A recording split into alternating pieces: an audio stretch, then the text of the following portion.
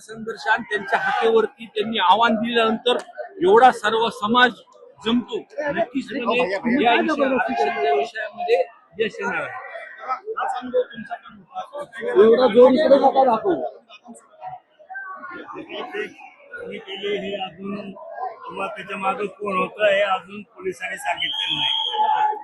त्यामुळं निश्चितपणानं आंदोलन त्याच्यामध्ये नव्हते हे स्पष्ट आहे आणि हा समाजाच्या आरक्षणाचा प्रश्न आहे.